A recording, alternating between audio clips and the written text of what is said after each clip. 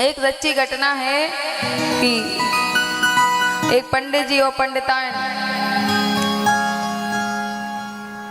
पंडित जी बड़े भजन पूजा पाठ करने वाले, लेकिन पंडिताएं उनके भजन पूजा पाठ में विघ्न तो नहीं फैलाते, लेकिन पंडित जी जो कहते वो बात नहीं मानते। पंडित जी अगर सीधा बोले तो वो उल्टा बोलते। पंडित जी कह दे कि खाना बना लो तो ना बनाए, और पंडित जी कहें कि खाना नहीं बनाना तो बना ले।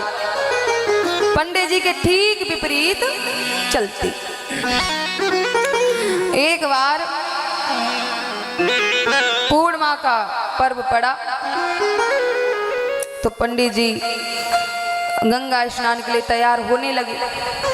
पंडित जी ने कहा कि अगर इससे कहेंगे कि तू भी चल तो ये नहीं जाएगी। पंडित जी ने कहा कि ऐसा है, मैं सुबह गंगा स्नान के लिए जाऊंगा, तुम तो क्या ही करोगी जाकर के, तुम रहने दो, मैं ही चला जाऊंगा। तो पंडितान ने कहा अच्छा तुम कौन होते हो मुझे रोकने वाले, हिम्मत कैसे हो गई रोकने की, मैं तो जरूर जाऊंगी, मैं तो जरूर जाऊंगी। पंडित जी ने कहा कोई बात नहीं तो चलना।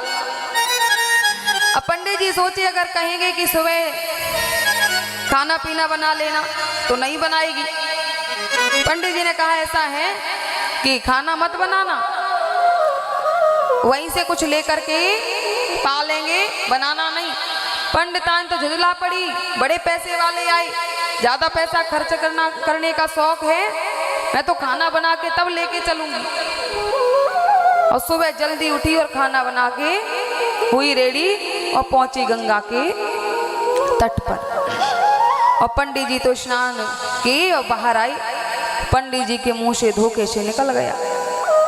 पंडित जी ने कहा कि ऐसा है ज्यादा अंदर मत जाना, अंदर खाई है और ज्यादा अंदर चली गई तो फिर डूब जाओगी।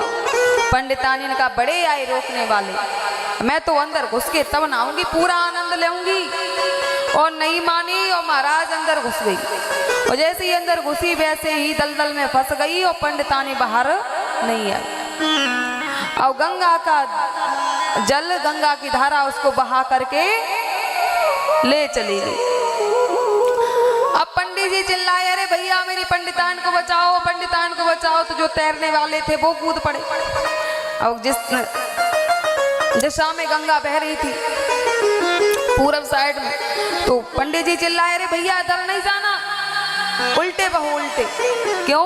क्योंकि मुझे पक्का यकीन है कि वो इधर नहीं, वो उल्टी गई होगी, उसने सारे जीवन मेरी बात नहीं मानी है, सदैव उल्टी चली है, तो इस बार वो सीधी नहीं चल सकती, वो उल्टी ही गई होगी। तो ऐसी भी किसी किसी को देवियां मिल जाती हैं।